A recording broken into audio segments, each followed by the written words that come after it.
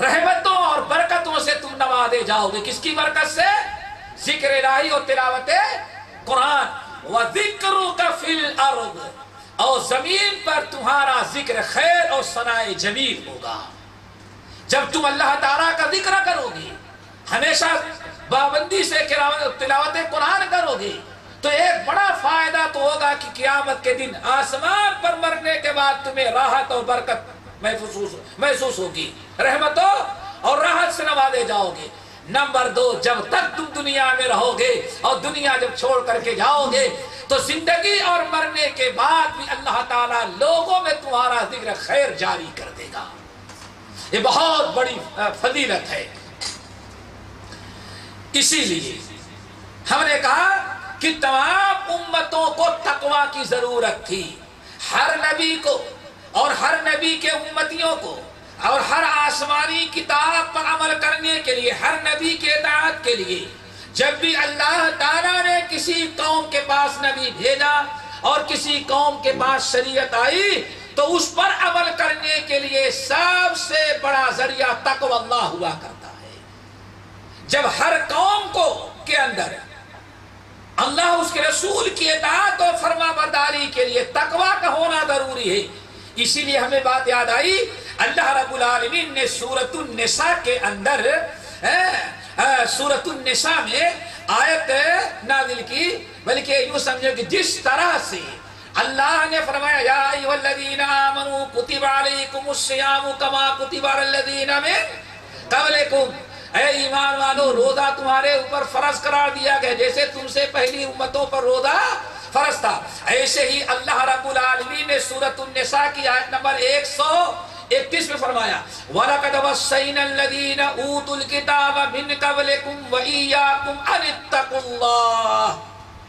جیسے اللہ نے ہمیں حکم دیا مومنو تمہارے اوپر روزہ فرض ہے جیسے کہ تم سے پہلی امتوں پر فرض تھا، ایسے اللہ فرماتے ہیں سورۃ النساء کی آیت نمبر 131 میں وَلَقَدْ وَصَّيْنَا الَّذِينَ أُوتُوا الْكِتَابَ مِنْ قَبْلِكُمْ، اے ایمان والو تم سے پہلے جن کو میں نے کتابیں دی تھی، جو امتیں تم سے پہلے گزری ہیں، ان کو بھی ہم نے وصیت کیا تھا وَإِيَّاكُمْ، اور تم کو بھی وہی وصیت کریں کس بات کی؟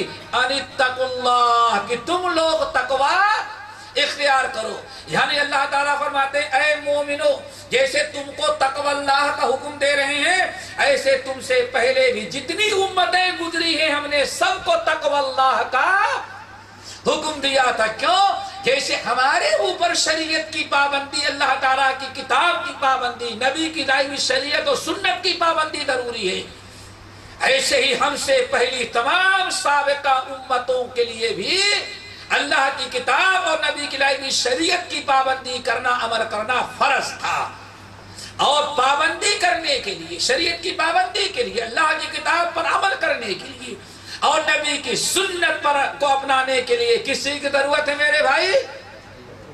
تقوی اللہ کی. وَلَقَدْ وَصَّيْنَا الَّذِينَ أُوتُوا الْكِتَابَ مِنْ قَبْلِكُمْ وَإِيَّاكُمْ أَنِ اتَّقُوا اللَّهَ. اس لیے ہے مومنو جیسے تم کو تقوی کا ہم نے حکم دیا ہے تم سے، اسی طرح سے ہم نے تم سے سب پہلی امتوں کو بھی تقوی اللہ کا حکم دیا تھا. بلکہ ہمیں یاد آئی بہت سارے اہل علم کہتے ہیں یہ آیت جو ہے وَلَقَدْ وَصَّيْنَا الَّذِينَ أُوتُوا الْكِتَابَ مِنْ قَبْلِكُمْ، مومنو تم سے کو بھی تقوی اللہ کا حکم دے رہے ہیں جیسے تم سے پہلی امتوں کو لوگوں کو ہم نے تقوی اللہ کا حکم دیا تھا. کہتے ہیں پورے قرآن پاک کے اندر 30 پارے کے قرآن میں یہ آیت جو ہے سورۃ النساء کی آیت نمبر 131، اس آیت کے بارے میں کہا رحل قرآن ہے. کیا ہے؟ رحل قرآن. اس کو رحل قرآن کہا گیا ہے. اللہ اکبر. رحا کس کو کہتے ہیں بھائی؟ وہ تو روح ہے. نہیں، یہ رحا وہ رحل ہے، راحت نہیں. اصل میں کبھی آپ نے دیکھا ہے چکی دیکھی ہاتھ والی؟ چکی دیکھی ہاتھ والی؟ نہیں دیکھا ہوگا لوگوں نے. اب تو چکی بھی دربند ہوتی ہے نا. اللہ اکبر.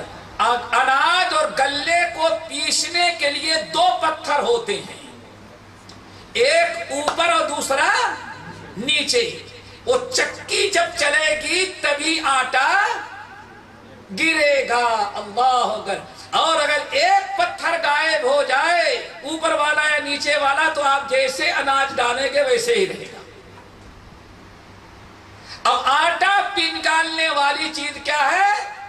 چکی، جس کو ہم کہتے ہیں چکی، جانتے ہیں نا، چکی بولتے ہیں نا، اسی چکی کو عربی زبان میں رہا کہا جاتا ہے۔ کیا کہا جاتا ہے؟ رہا۔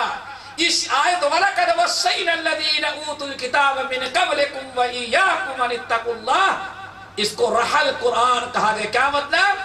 یہی ایک آیت جو ہے پورے قرآن پاک کی چکی ہے۔ کیا مطلب؟ جس طرح سے چکی اگر ختم ہو جائے تو دنیا میں آٹا ناپید ہو جائے گا۔ کیا خیال ہے؟ اور خاص طور پر اس زمانے میں باریک آٹا کھانے کے عادی ہو گئے ہیں، اب تو موٹا آٹا بھی نہیں چلے گا۔ اب اگر ابھی لائٹ غائب ہو جائے اور دنیا سے چکی ختم ہو جائے، بھائی زمین فصل پیدا کرتی ہے لیکن آٹا نہیں پیدا کرتی۔ کسان غلہ پیدا کرتا ہے، آٹا نہیں پیدا کرتا۔ آٹا جو پیدا ہوتا ہے وہ چکی سے۔ آپ کی روٹی کا، آپ کے طرح طرح کے آٹے کے استعمال کا سارا دار و مدار اللہ نے کس پر رکھا ہے؟ چکی پر۔ اگر چکی غائب ہو جائے تو ساری تندوریں بند ہو جائیں، روٹیاں بند ہو جائیں، وہ ساری چیزیں جو آٹے سے بنتی ہیں ساری کے سب سے محروم آپ ہو جائیں۔ گویا کی ساری دنیا جو غذا پا رہی روٹی کی، وہ چکی کی وجہ سے۔ بڑی پیاری بات کہی آیت نمبر 131 جو ہے سورۃ النساء کی، جس میں اللہ نے فرمایا ہے وَلَقَدْ وَصَّيْنَا الَّذِينَ أُوتُوا الْكِتَابَ مِنْ قَبْلِكُمْ وَإِيَّاكُمْ أَنِ اتَّقُوا اللَّهَ۔ اس آیت کو سلف نے کہا رحل قرآن ہے، یہ قرآن کی چکی سمجھو۔ کیا مطلب؟ اگر اس آیت پر کسی انسان نے عمل کر لیا تو پورے 30 پارے کے قرآن پر عمل ہو جائے گا۔ اور اگر کوئی اس آیت پر عمل نہ کیا تو 30 پارے کے قرآن پر بھی عمل نہیں ہو سکتا۔ کیوں؟ وجہ کیا ہے؟ اس آیت پر عمل کرنے کا مطلب ہے کہ تقوی اللہ اپنے اندر پیدا کرو، اور تقوی اللہ پیدا کر لو گے تو قرآن کے تمام احکام پر تقوی عمل کرنے کے لیے مجبور کرے گا۔ اور اگر اس آیت کو تم نے چھوڑ دیا، تقوی اللہ اپنے اندر پیدا نہ کیا، تو تمہیں کوئی ایسی چیز نہیں جو شریعت کی پابندی پر آمادہ کر سکے۔ تو تمام انبیاء کی شریعت کی پیروی کرنا، تمام امتوں پر کتاب اللہ کی پیروی کرنا، نبی کی سنت و لائی بھی شریعت پر عمل کرنا فرض تھا۔ اور شریعت کی پابندی کرنے کے لیے سب سے بڑی چیز جو آمادہ کرنے والی ہے، شریعت پر عمل کرنے پر مجبور کرنے والی ہے، وہ کیا ہے؟ تقوی اللہ۔ اسی لیے جب تقوی اللہ تمام لوگوں، تمام قوموں کو شریعت کی پابندی پر آمادہ کرنے والی ہے، ہر انسان کو برائی سے بچنے پر آمادہ کرنے والی ہے، ہر گنہگار کو اپنے گناہوں سے توبہ کرنے پر آمادہ کرنے والی چیز کیا ہے؟ تقوی اللہ۔ اسی لیے جتنے انبیاء علیہ السلام دنیا میں آئے تھے، سبوں نے تقوی اللہ کی تاکید کی۔ حضرت نوح علیہ السلام کو ذرا دیکھو، سورۃ النوح۔ نوح علیہ السلام اپنی قوم کو کہتے ہیں ان اعبدوا اللہ واتقوا، اللہ اکبر، اے میرے قوم کے لوگوں ایک اللہ کی عبادت کرو، واتقوا، اور اللہ تعالیٰ سے ڈرو۔ سورہ شورى کے اندر اذ قال لهم اخوهم نوح الا تتقون انی لکم رسول امین فاتقوا اللہ واطیعون۔ ذرا یاد رکھو، نوح علیہ السلام اپنی قوم سے کہہ رہے ہیں اے میرے قوم کے لوگوں، الا تتقون، تم کیوں نہیں تقوی اختیار کرتے؟ انی لکم رسول امین، میں تمہارے پاس اللہ کا امانت دار رسول ہوں۔ فاتقوا اللہ واطیعون، میرے قوم کے لوگوں تقوی اللہ اختیار کرو اور میری اطاعت و فرما برداری کرو۔